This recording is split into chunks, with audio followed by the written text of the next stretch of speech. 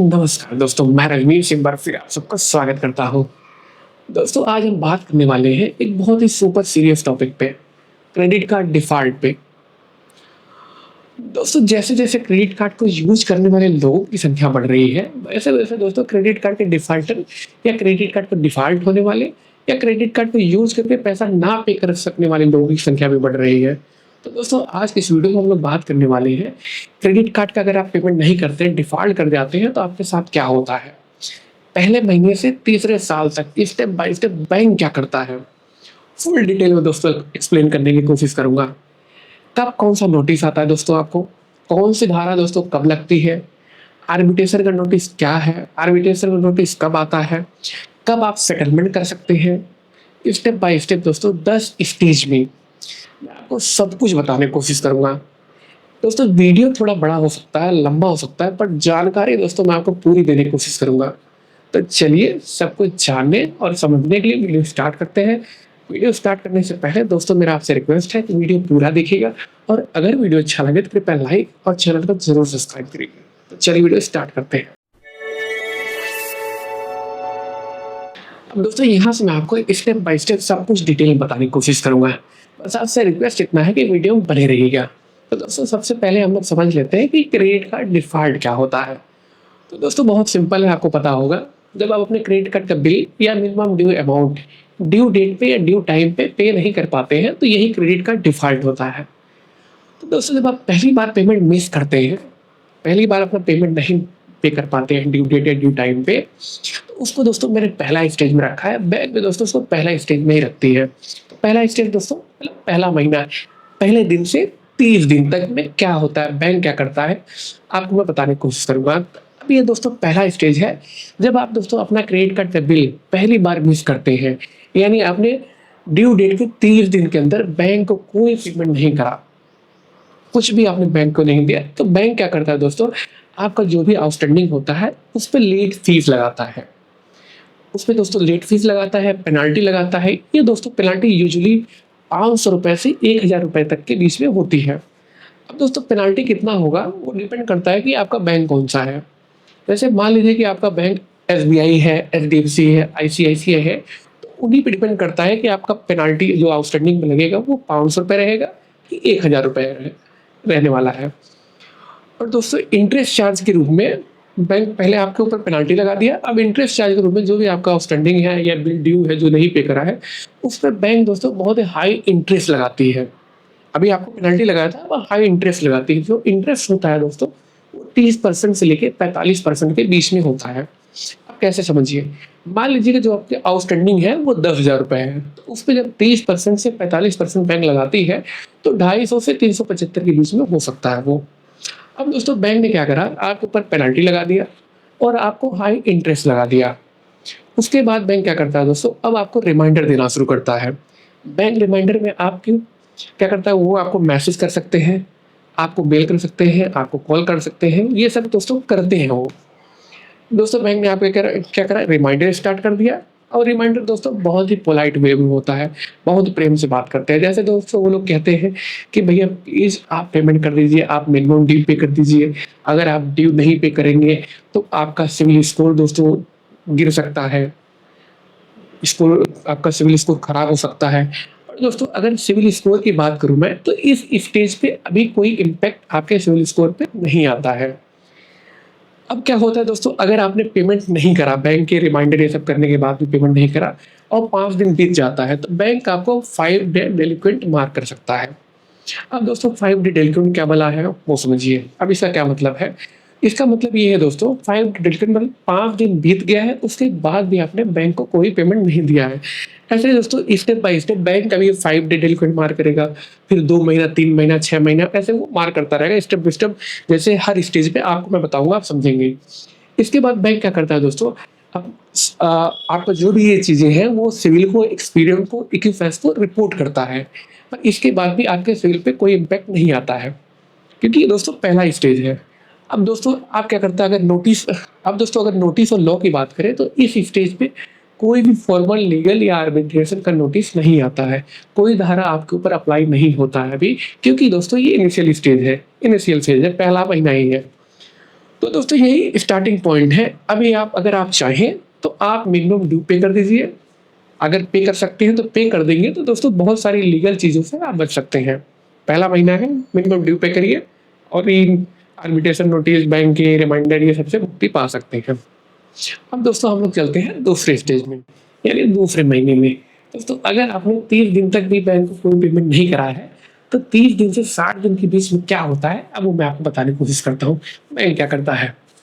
तो बैंक दोस्तों अब इसको थोड़ा सा सीरियस लेना चालू करता है और सीरियस लेने के बाद थोड़ा सा सीरियस स्टेप लेना भी चालू करता है। बैंक क्या करता है, आपको अब पिछले महीने आपको 30 दिन 5 दिन बिल क्रेडिट मार्क करा था, मतलब 5 दिन लेट पेमेंट आपने कर दिया है।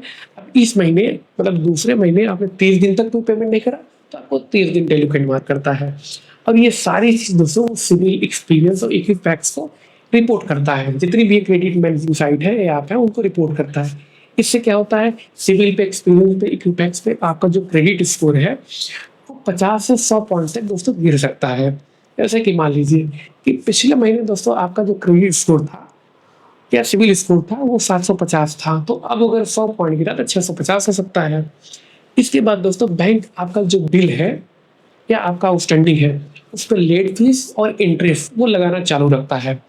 अब लेट फीस दोस्तों उसका कुछ भी हो सकता है और इंटरेस्ट जो है वो 30 से 45% तक वो चालू रखता है, जिससे क्या होता है दोस्तों कि आपका जो आउटस्टैंडिंग है वो और बढ़ जाता है।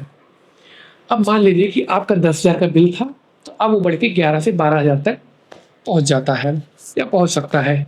इसके बाद दोस्तों बैंक क्या करता है, आपको फ्रीक्वेंट रिमाइंडर चालू रखता है और बैंक के कॉल जो है वो रिमाइंडर, जो बैंक आपको रिमाइंडर करता है वो आपको कॉल, एसएमएस, ईमेल से रेगुलर, पिछले महीने वो आपको अल्टरनेट पे कर रहा था, दूसरे दिन चौथे दिन ऐसे कर रहा था, अब वो अल्टरनेट डे पे करने लगता है।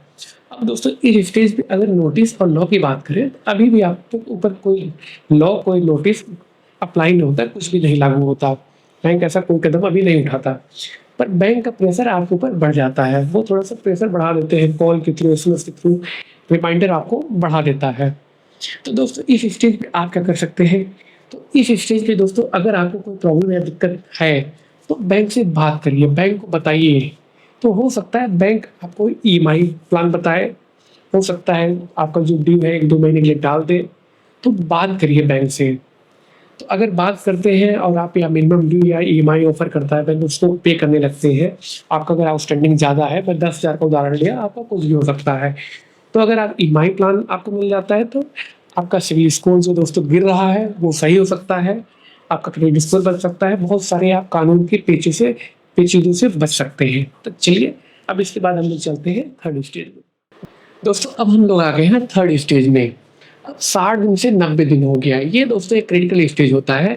इसमें क्या होता है चलिए मैं आपको बताने की कोशिश करता हूँ। तो दोस्तों इस स्टेज में बैंक रिकवरी एजेंट को इन्वॉल्व कर लेता है। अब वो रिकवरी एजेंट इन्वॉल्व हो जाते हैं और बैंक आपका जो केस है वो थर्ड पार्टी रिकवरी एजेंट को भेज देता है, उनको ट्रांसफर कर देता है। तो इस स्टेज पे दोस्तों रिकवरी एजेंट अब आपसे मिलने की कोशिश करते हैं और आपसे बात करते हैं। और उनका अभी दोस्तों क्या होता है, वैसे तो रिकवरी एजेंट का बात करने का तरीका खराब होता है, पर इस स्टेज पे वो आपसे बहुत अच्छे से बात करते हैं, बहुत पोलाइट वे में बात करते हैं। और वो आपके घर ऑफिस में, बैंक की तरफ से उनको अथॉरिटी रहती है तो आपके घर ऑफिस पे विजिट कर सकते हैं। और इस स्टेज में दोस्तों अगर आपके क्रेडिट स्कोर की बात करें तो वो और भी डैमेज हो जाता है, क्योंकि पिछले महीने पहले आप 5 दिन डेलिकेंट मार्क में, उसके बाद 30 दिन, अब दोस्तों आप 60 दिन हो गए। तो अब आपका क्रेडिट स्कोर और खराब हो जाता है। अब वो क्रेडिट स्कोर दोस्तों आपका जो पिछले महीने 600 था, अब वो गिर के, क्योंकि 100 से 50 पॉइंट गिरता है, तो अब आपका क्रेडिट स्कोर 650 रुपये, पिछले 650 क्रेडिट स्कोर पिछले पिछले महीने था, अब 100 पॉइंट गिरा तो 550 हो जाता है। अब दोस्तों ये लफड़ा क्या करता है, अगर आप फ्यूचर में कोई लोन लेना चाहते हैं, कोई क्रेडिट कार्ड लेना चाहते हैं तो आपको नहीं मिलता है। तो अब आप दोस्तों वो भूल सकते हैं। अब अगर अब बैंक क्या कर, अब यहाँ से बैंक क्या करता है दोस्तों, अब आपके ऊपर इंटरेस्ट चार्ज और लेट फीस और बढ़ाता है, क्योंकि वो लगातार चलता रहता है। तो आपका जो बिल अमाउंट है वो भी तेज़ी से भागता है। अब पिछले महीने मान लीजिए वो 11,000 से 12,000 था, आपका 10,000 का आउटस्टैंडिंग था, तो अब 10,000 का आउटस्टैंडिंग दोस्तों वो 13,000 से 15,000 तीसरे स्टेज में पहुंच सकता है। तो दोस्तों कुछ बैंक इस स्टेज पे, यानी दूसरे महीने के बाद आपको एक फॉर्मल नोटिस भेजती हैं या भेज सकती हैं, जो दोस्तों रजिस्टर्ड मेल या आपको पोस्ट के थ्रू आता है। जिसमें दोस्तों बैंक 15 से 30 दिन के अंदर आपसे पेमेंट माँगता है। ये दोस्तों एक लीगल नोटिस नहीं होता है, पर एक सीरियस वार्निंग होता है बैंक की तरफ, क्योंकि अब बैंक ने क्या करा है, कागजी कार्रवाई चालू कर दिया है। तो अब अगर इस स्टेज पे आप बात करें आर्बिट्रेशन नोटिस और लॉ की, तो कोई आर्बिट्रेशन नोटिस या लॉ अभी या कोई धारा अप्लाई नहीं होता है, क्योंकि बैंक पहले कोशिश करता है कि रिकवरी एजेंट से मैं पैसे निकलवा लूँ, पैसे मुझे रिकवरी एजेंट से मिल जाए। तो बहुत बार दोस्तों बैंक को पैसे रिकवरी एजेंट के थ्रू मिल भी जाता है। तो ये था दोस्तों तीसरा स्टेज, अभी यही सब चलता है। तीसरे स्टेज में ज़्यादा मामला क्रिटिकल नहीं रहता है, तो ये आराम से चल रहा होता है। अब हम लोग चलते हैं चौथे स्टेज, मतलब 90 दिन के बाद क्या होता है। तो 90 से 120 दिन के लिए दोस्तों मामला बहुत ही सुपर सीरियस हो जाता है, और बैंक दोस्तों अब आपको 90 दिन डेलिक्वेंट मार्क करता है। मतलब आपने 90 दिन तक बैंक को आपने कोई पेमेंट नहीं दिया है। ये सारी चीज़ें दोस्तों बैंक क्रेडिट ब्यूरो कंपनी को रिपोर्ट करता है। जैसे कि दोस्तों सिविल, एक्सपीरियन, इक्विफैक्स, जितनी भी क्रेडिट ब्यूरो कंपनी है इन सबको रिपोर्ट करता है। तो इससे होता है क्या दोस्तों, आपका जो क्रेडिट स्कोर है वो और भी गिर जाता है और भी लो हो जाता है। जैसे पिछले महीने मतलब मैं पिछले स्टेज की बात कर रहा हूँ, तो पिछले स्टेज में अगर आपका क्रेडिट स्कोर 550 था, तो 100 पॉइंट और गिर गया, तो वो मान लीजिए कि अब 450 और 400 के आसपास हो जाता है। अब दोस्तों यहाँ से हम, अगर आप चाहें, आपका क्रेडिट स्कोर आपके 450 के आसपास हो गया, तो यहाँ दोस्तों आपको नया लोन या क्रेडिट कार्ड मिलना लगभग मुश्किल हो जाता है। अब आप सोच नहीं सकते नए लोन के लिए, क्रेडिट कार्ड के लिए, क्योंकि आपका क्रेडिट स्कोर बहुत कम हो गया है। अब दोस्तों इस स्टेज पे अगर रिकवरी एजेंट की बात करें, तो रिकवरी एजेंट की जो कॉल और विजिट है दोस्तों, वो बहुत एग्रेसिव हो जाता है। अब वो दोस्तों आपसे बदतमीजी करने लगते हैं। वो रिकवरी एजेंट का जो बात करने का तरीका है दोस्तों, वो बदल जाता है। अब आपको दोस्तों वो लोग धमकाने लगते हैं। कभी कभी रिकवरी एजेंट आपके साथ गाली गलौज करने लगेंगे, बदतमीजी करेंगे, और ये कहते हैं कि आपकी बदनामी करा देंगे। आपका जो फोटो है, ये जो भी डिटेल है, ड्यू डेट आपने पेमेंट नहीं करा, पेमेंट का जो भी डिटेल है वो फेसबुक पे डाल देंगे। ऐसी ऐसी चीज़ें वो लोग आपके साथ करने लगते हैं, और आपके घर आकर आपके बगल में, आपके पड़ोस में वो ड्रामा करते हैं। तो ये सब दोस्तों रिकवरी एजेंट का बढ़ जाता है। उनका बदतमीजी करने का तरीका, बहुत सारी चीज़ें, मतलब आपसे बदतमीजी से पेश आने लगते हैं। तो अगर दोस्तों कोई कंडीशन इस तरह का आपके साथ आता है, तो आप क्या कर सकते हैं। अगर दोस्तों रिकवरी एजेंट फ़ोन कॉल पे हरासमेंट करते हैं, फ़ोन कॉल करते हैं, तो आप दोस्तों क्या कर सकते हैं, आप उनका फ़ोन कॉल रिकॉर्ड कर सकते हैं। अगर घर ऑफिस पे आकर गाली गलौज कर रहे हैं, तो सीसीटीवी की रिकॉर्डिंग रख सकते हैं आप, और आरबीआई में कंप्लेन कर सकते हैं, पुलिस स्टेशन में जाके कंप्लेन कर सकते हैं। कैसे कंप्लेन करेंगे, किन सेक्शन, किन धाराओं के तहत, वो मैं आपको बताता हूँ। तो पुलिस स्टेशन में जाके दोस्तों आप आईपीसी सेक्शन 506, आईपीसी सेक्शन 509 और 294 के तहत आप कंप्लेन कर सकते हैं। इसमें दोस्तों जो भी रिकवरी एजेंट है, उनको 3 महीने से लेकर 2 साल तक की सजा, और उनको एक फाइन भी लग सकता है। पर दोस्तों कंप्लेन करने के पहले आपके पास सबूत होना चाहिए, रिकॉर्डिंग होना चाहिए, सीसीटीवी फुटेज होना चाहिए, जिसमें वो बदतमीजी कर रहे हैं, या फ़ोन कॉल पे या तो रिकॉर्डिंग पे। आप ये ऐसे कर सकते हैं, क्योंकि दोस्तों ये सब आरबीआई गाइडलाइन के अंडर आता है, आरबीआई रूल के अंदर आता है कि रिकवरी एजेंट आपको हरास नहीं कर सकते हैं। और अगर वो गाली गलौज कर रहे हैं और सुबह 8 बजे से लेके 7 बजे, सुबह 8 से लेके 7 के बाद आ रहे हैं, क्योंकि रिकवरी एजेंट का जो आरबीआई का रूल कहता है, वो कहता है वो आपके साथ गाली गलौज नहीं कर सकते, बदतमीजी नहीं कर सकते। सुबह 8 बजे से लेकर रात के 7 बजे तक ही आपके पास, आपके घर और ऑफिस में विजिट कर सकते हैं, और आपके घर वालों को परेशान नहीं कर सकते। आपके घर पे जो सदस्य है, मान लीजिए जिसने लोन लिया है या जिसका क्रेडिट कार्ड आउटस्टैंडिंग है, सिर्फ उसको परेशान कर सकते हैं। परेशान मतलब उससे बात कर सकते हैं, उसको हरास नहीं कर सकते हैं, और आपकी जो जानकारी है उसको लीक नहीं कर सकते हैं। अगर ऐसा करते हैं, हरास करते हैं, तो आरबीआई बैंकिंग में ये सब जाके आप फ्री में कंप्लेन कर सकते हैं। आरबीआई जो है वो बैंक का लाइसेंस तक इस पे सस्पेंड कर सकता है, रद्द कर सकता है, रद्द करने के लिए कैंसिलेशन इशू कर सकता है। अगर आप चाहें तो कंप्लेन करना, तो दोस्तों आरबीआई कंप्लेन का नंबर और उसका लिंक मैं डिस्क्रिप्शन में दे दूंगा, आप जाके देख सकते हैं। ये था दोस्तों आपके अधिकार की बात। तो दोस्तों इस स्टेज पे बैंक या रिकवरी एजेंसी आपको ऑन टाइम सेटलमेंट या ओटीएस ऑफर कर सकती है। बैंक आपको कहता है कि चलो ठीक है, 10,000 का आपका बिल था, इंटरेस्ट, लेट, फीस ये सब कुछ लगा के 15,000 हो गया है। अब 15,000 की जगह आप 10,000 ही दे दीजिए भैया, अगर आप नहीं देना चाह रहे हैं तो। तो आपसे बार्गेनिंग करता है बैंक और सेटलमेंट की बात करता है। तो अगर आप चाहें तो आप भी कर सकते हैं इस स्टेज पे, और थोड़ी कम अमाउंट पे करके आप सेटल कर सकते हैं। पर अगर आप सेटल नहीं करते तो बैंक एक फॉर्मल डिमांड नोटिस भेजता है, जो रजिस्टर्ड पोस्ट या मेल के थ्रू होता है। जिसमें दोस्तों बैंक आपसे 15 से 30 दिन के अंदर पूरी पेमेंट की मांग कर सकता है, डिमांड करता है। ये दोस्तों कोई लीगल नोटिस नहीं होता है, पर एक वार्निंग होता है। अब अगर इस स्टेज पे आर्बिट्रेशन की और लॉ की बात करें, तो कुछ बैंक इस स्टेज पे आर्बिट्रेशन का नोटिस भेज सकते हैं, क्योंकि क्रेडिट कार्ड एग्रीमेंट में आर्बिट्रेशन का क्लॉज होता है। अब दोस्तों आर्बिट्रेशन क्या होता है, ये किस बला का नाम है?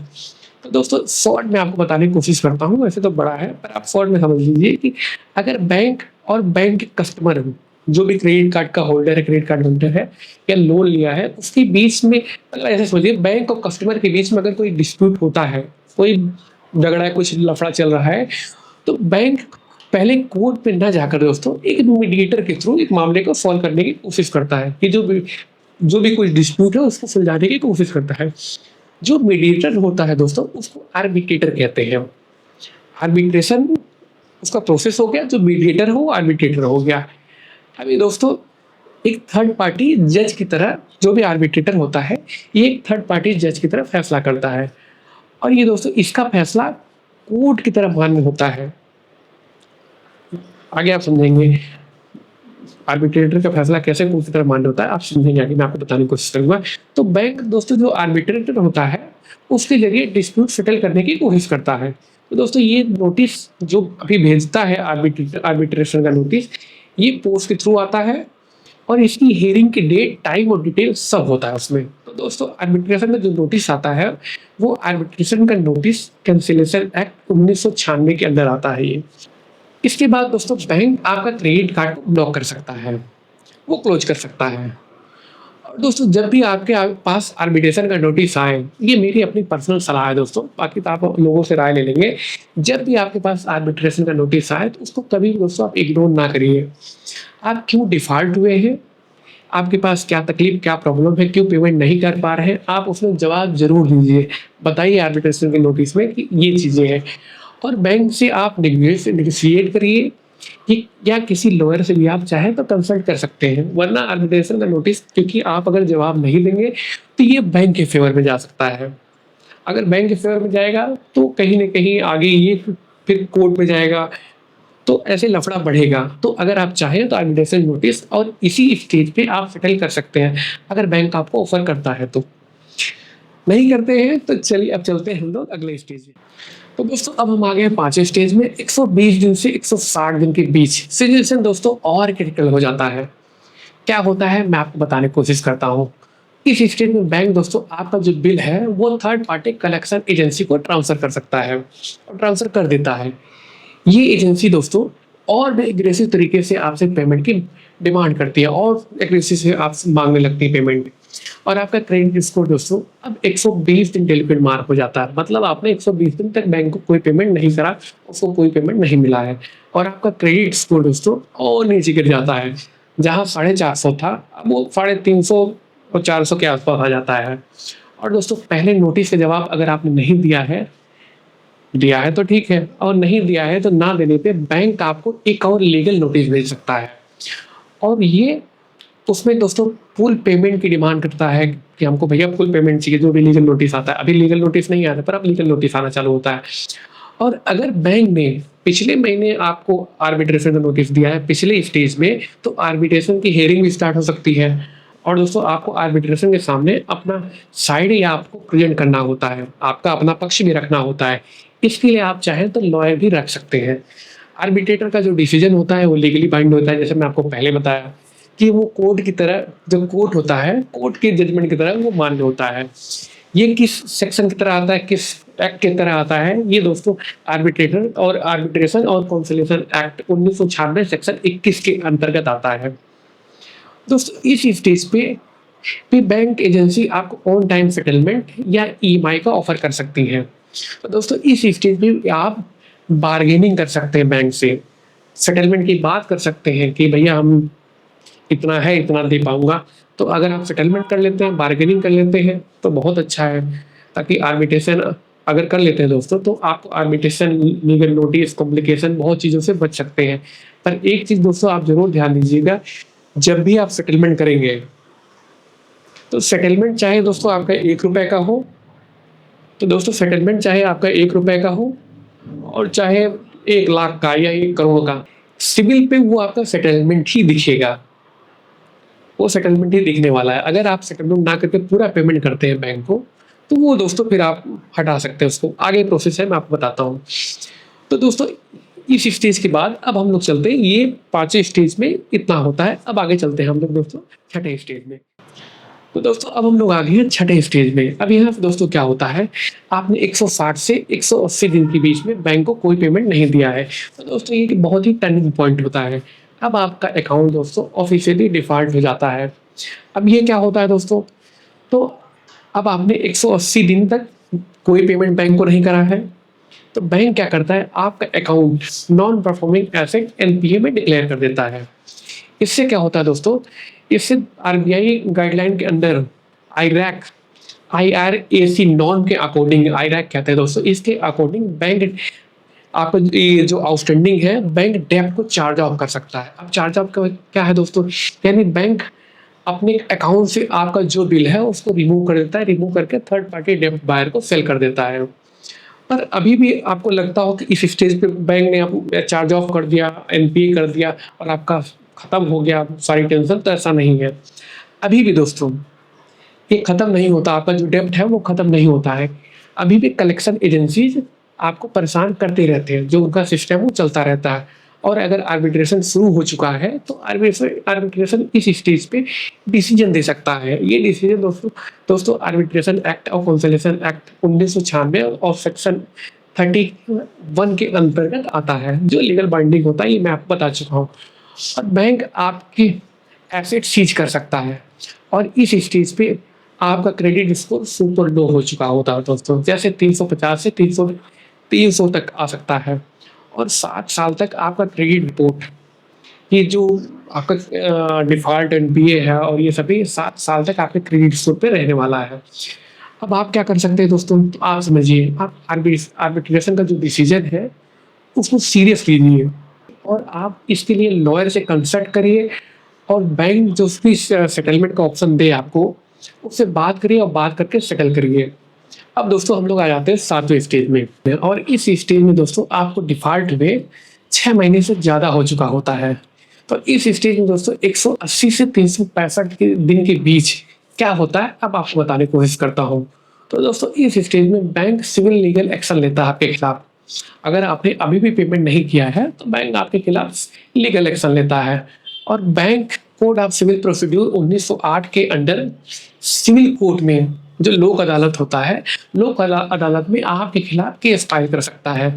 और ये केस दोस्तों डेब्ट रिकवरी ट्रिब्यूनल डीआरटी में जाता है। दोस्तों डीआरटी 1993 सेक्शन 19 के अंतर्गत होता है, और ये डेब्ट रिकवरी के लिए होता है दोस्तों। जो भी आपका आउटस्टैंडिंग है बैंक और आपके कस्टमर के बीच जो भी बवाल होता है, विवाद होता है, डिस्प्यूट होता है, तो वो डीआरटी में वो भेज देता है। उसके बाद ये डेब्ट रिकवरी जो डीआरटी होता है, डेब्ट रिवेन्यू ट्रिब्यूनल, वो वहाँ चला जाता है।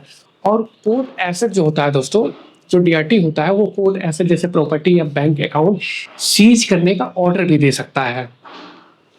और दोस्तों अगर आर्बिट्रेशन का नोटिस का जवाब आपने नहीं दिया है, तो आर्बिट्रेशन का, जैसे मैंने आपको पहले ही बताया है, वो देना बहुत ज़रूरी है आपको। तो अगर आपने नहीं दिया है, तो डिसीजन बैंक के फेवर में चला जाता है या जा सकता है। और अगर डिसीजन बैंक के फेवर में जाता है दोस्तों, तो बैंक इसे कोर्ट के थ्रू इन्फोर्स कर सकता है। और arbitration and consolidation act 1996 section 36 के अंतर्गत इससे आपकी सैलरी से या बैंक अकाउंट से पैसे को रिकवर करा जा सकता है। बैंक इसको रिकवर करा सकता है। और इस स्टेज पे दोस्तों आप विलफुल डिफॉल्टर टैग हो सकते हैं। अब दोस्तों ये विलफुल डिफॉल्टर क्या बला है, तो अगर आप समझ रहे होंगे, तो जैसे इस नाम से लग रहा है विलफुल, तो दोस्तों इसका मतलब ये है विलफुल डिफॉल्टर का कि आपने जानबूझकर, आपके पास कोई समस्या नहीं है, आप जानबूझकर बैंक का पेमेंट नहीं दे रहे हैं, तो दोस्तों ये विलफुल डिफॉल्टर टैग हो जाते हैं। और अगर बैंक ऐसा करता है तो आरबीआई सर्कुलर के अंडर जैसे मास्टर सर्कुलर और विलफुल डिफॉल्टर ये आरबीआई के डेटाबेस में होता है और आपका क्रेडिट रिपोर्ट इम्पैक्ट कर सकता है।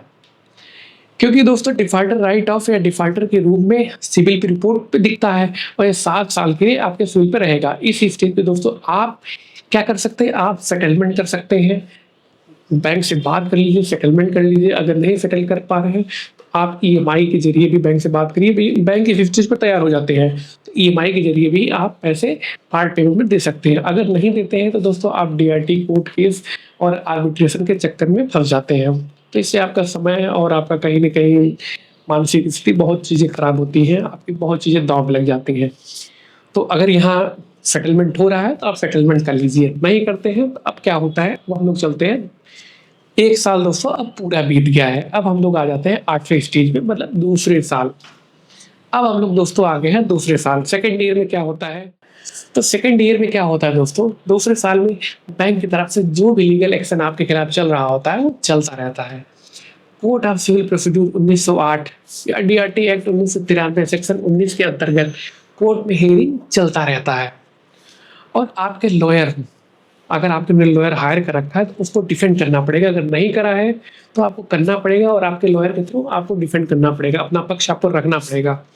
और अगर आर्बिट्रेशन का डिसीजन पहले ईयर में हो चुका है तो बैंक इसे कोर्ट के थ्रू इन्फोर्स करा सकता है और arbitration and conciliation act 1996 section 36 के अंतर्गत इसे वेज गार्निशमेंट या बैंक लेवी करा सकता है।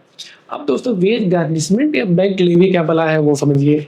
तो दोस्तों वेज गार्निशमेंट के थ्रू अगर आप कहीं कहीं भी नौकरी कर रहे हैं तो बैंक कोर्ट के आदेश या कोर्ट के नोटिस को दिखाकर आपकी सैलरी का कुछ हिस्सा आपके एम्प्लॉयर से ले सकता है। अगर उसको वो पूरा कोर्ट की नोटिस और आदेश दिखा के आपकी सैलरी से ही कुछ हिस्सा कटवा सकता है। अगर आपको लगता है कि नहीं आप फ्री हैं, आपका कुछ नहीं हो सकता, तो दोस्तों गलत है। और इस सब के बाद दोस्तों अगर आपको लगता है कि आपका रिकवरी एजेंसी पीछे छूट गया है तो आप गलत है। डेब्ट बायर या कलेक्शन एजेंसी दोस्तों अभी भी आपसे कॉन्टेक्ट करते रहते हैं और आपको सेटलमेंट का ऑफर देते रहेंगे। और अगर क्रेडिट स्कोर की बात करें दोस्तों तो आप क्रेडिट स्कोर आप पूछिए ही मत आपका। अब तो आपके क्रेडिट स्कोर की मटिया पलीद हो चुकी है और आपका क्रेडिट स्कोर 300 से 350 के बीच में बना रहता है और आप लोन लेने के तो सोच ही नहीं सकते। और दोस्तों अब अगर सेकेंड ईयर में हम सेटलमेंट का बात करें तो सेटलमेंट का ऑप्शन अभी भी खुला रहता है, जब मन करे आपका। तो आपका मन है, अगर आपने पेमेंट नहीं दिया तो जब आपका मन करे रिकवरी एजेंसी या बैंक को आप बताइए कि आप सेटलमेंट करना चाहते हैं, तो अगर बार्गेनिंग बन जाती है तो सेटलमेंट आप कर लेते हैं। अगर कर लेते हैं तो आप लीगल नोटिस, आर्बिट्रेशन, इन सब कॉम्प्लिकेशन से बच सकते हैं। अगर हो जाए दोस्तों कर लीजिए। अब दोस्तों हम लोग आ जाते हैं 9वें स्टेज पे। तो 9th स्टेज मतलब दोस्तों तीसरे साल, 731 से 1095 दिन के बीच में क्या होता है। तो दोस्तों यहाँ पे क्रेडिट कार्ड डिफॉल्ट अब भी आप क्रेडिट रिपोर्ट जो भी एजेंसियां हैं जैसे सिविल, इक्विफैक्स और एक्सपीरियंस, इन सब पे अभी भी आप डिफॉल्टर दिखते रहते हैं और ये 7 साल तक दोस्तों सिविल पे दिखते रहेंगे। और अगर आप लोन या क्रेडिट कार्ड लेने की सोच रहे हैं तो भूल जाइए, आपको लोन मिलना अब असंभव है दोस्तों। और जो court case, arbitration case, civil DRT या आर्बिट्रेशन केस चल रहा है वो चलता रहेगा। और आपने अभी भी बिल नहीं चुकाया है और आर्बिट्रेशन के नोटिस का जवाब नहीं दिया है, जो मैंने आपको पहले कहा आपको देना है, देना बहुत जरूरी है, नहीं दिया है तो कोर्ट बैंक को कोर्ट जो है आर्बिट्रेशन का जो कोर्ट है वो बैंक के फेवर में ऑर्डर कर सकता है, जिससे आपकी प्रॉपर्टी ऑप्शन हो सकती है। Code of civil procedure 1908 DRT act 1993 के अंतर्गत आर्बिट्रेशन का डिसीजन भी इन्फोर्स हो सकता है। मतलब इन्फोर्स मतलब दोस्तों लागू हो सकता है। Arbitration and consolidation act 1996 section 36 के अंतर्गत आपका नाम आरबीआई विलफुल डिफॉल्टर में लिस्ट हो सकता है या लिस्ट किया जा सकता है। विलफुल डिफॉल्टर क्या होता है दोस्तों, मैंने आपको पहले बताया है। तो RBI master circular and wilful defaulter के अंतर्गत ये आपके फाइनेंशियल फ्यूचर या परमानेंटली आपके फाइनेंशियल फ्यूचर को परमानेंटली डैमेज कर सकता है दोस्तों। अब इसके बाद दोस्तों हम लोग पहुंच गए हैं बहुत ही इम्पोर्टेंट स्टेज पे, उसको कहते हैं टाइम बार्ड। अभी टाइम बार्ड क्या बोला है, तो जैसे नाम से लग रहा है टाइम बार्ड मतलब समय बाध्य, इसे टाइम बार्ड मतलब समय बाध्य कहते हैं। तो इसे समझ के आपको बड़ा मजा आने वाला है। अगर आपने पेमेंट नहीं करा है और आपने मन बना लिया है कि मैं पेमेंट नहीं करूँगा क्रेडिट कार्ड का, आउटस्टैंडिंग नहीं चुकाऊंगा, कुछ भी करने नहीं दूंगा, तो आपको और बैंक ने पिछले 3 साल तक आपको कोई नोटिस नहीं दिया है, सिर्फ बात कर रहे हैं, फोन कॉल कर रहे हैं, कोई केस नहीं दाखिल करा है आपके खिलाफ, तो इस टाइम पार्ट के नियम के तहत 3 साल के बाद आपके खिलाफ बैंक कोई केस फाइल नहीं कर सकता है। अब आपको लगेगा ऐसा क्यों नहीं कर सकता, ये किस नियम कानून के तहत आता है, तो दोस्तों वो लिमिटेशन एक्ट की वजह से है। दोस्तों लिमिटेशन एक्ट 1963 सेक्शन 3 के अंतर्गत 3 साल के बाद डेब्ट या बिल टाइम बार्ड हो जाता है, यानी कोई भी नया कोर्ट केस फाइल बैंक नहीं कर सकता है। पर कलेक्शन एजेंसी अगर आपको लगे कि पीछा छोड़ देंगे, तभी पीछा नहीं छोड़ती। अभी वो पहले क्या करते थे, एग्रेसिव आपको इधर उधर की बात गाली गलौज ये सब करती थी, पर अब वो बहुत ही नॉर्मली मोरली आपको प्रेशर बनाएंगे, कहेंगे भैया दे दीजिए, आपने पेमेंट लिया तो देना चाहिए, इस तरह की बातें वो करेंगे। तो दोस्तों थर्ड ईयर में भी अगर डेब्ट आप सेटल कर लेते हैं, आप आउटस्टैंडिंग क्लियर कर लेते हैं, सेटलमेंट कर लेते हैं, तो भी आपका क्रेडिट स्कोर धीरे धीरे इम्प्रूव कर सकता है, अगर आप कर लेते हैं तो। अब दोस्तों हम लोग आ जाते हैं 10वें स्टेज में। 10वें स्टेज में मैं दोस्तों कोई नियम कानून आपको नहीं बताऊंगा, सिर्फ आपको ये बताऊंगा कि आपको प्रैक्टिकली क्या करना चाहिए। तो दोस्तों जब कोई डिफॉल्ट होता है या डिफॉल्ट होने वाला होता है, तो उसको पहले से पता होता है। ये दोस्तों पता होता है कि मेरे क्रेडिट कार्ड के बिल या लोन की ईएमआई मैं अब इस महीने नहीं दे पाऊंगा, तो आपको अंदाजा है। तो अगर ऐसा आपको पता है, ऐसी कंडीशन है, तो बैंक से आपको बात करना चाहिए। बैंक को आपको आपकी समस्या को बताना चाहिए मेल के थ्रू, या बैंक में जाकर पहले ही आपको बता देना चाहिए कि मैं इस महीने पेमेंट नहीं कर पाऊंगा, 2 महीने 3 महीने जो भी समस्या है बैंक से आपको बताना चाहिए। और हो सके नहीं पूरा कर पा रहे हैं तो कम से कम मिनिमम ड्यू आपको पे कर देना चाहिए। और अगर फिर भी पेमेंट ना कर पाए तो सेटलमेंट के लिए जब भी ऑफर आए तो आप सेटलमेंट कर लीजिए, ताकि डेलिक्वेंसी रिपोर्ट ना हो, यानी लेट रिपोर्ट ना हो। अगर लेट रिपोर्ट होगा तो आपका सिविल रिपोर्ट इम्पैक्ट होता है, तो इससे डेलिक्वेंसी रिपोर्ट नहीं होगा तो आपका सिविल रिपोर्ट इम्पैक्ट नहीं होगा, आप इससे बच जाएंगे। और सबसे इम्पोर्टेंट बात मैं पूरी वीडियो में 2-3 बार बोल चुका हूँ, अगर आपके पास आर्बिट्रेशन का नोटिस आता है तो नोटिस मिलने पर इग्नोर मत करिए, उसका रिप्लाई जरूर दीजिए। जो भी समस्या है आप बताइए जरूर, और आपको ज़रूरत पड़े तो लॉयर से भी आप बात कर सकते हैं, तो कर लीजिए, उससे कंसल्ट कर लीजिए। तो दोस्तों ये था पूरा, जो भी कुछ मैं जानता था वो सारी चीज़ें आपको मैंने बताने की कोशिश करा। 10 स्टेज में पहले महीने से 3 साल तक क्या क्या होता है पूरा मैंने कोशिश करा।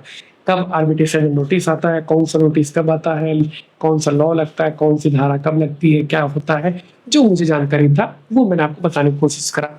तो अगर दोस्तों आपको ये वीडियो काम का लगा हो, आपको कुछ हेल्पफुल लगा हो, तो वीडियो को लाइक करिए, अपने उन दोस्तों के साथ शेयर कर सकते हैं जो क्रेडिट कार्ड डिफ़ॉल्ट हो चुके हैं, परेशान हैं, तो शेयर करिए, चैनल को सब्सक्राइब करिए। तो चलिए आज के लिए इतना ही, अगली वीडियो में फिर मिलते हैं किसी नई जानकारी और नए अपडेट के साथ। तब तक के लिए जय हिंद।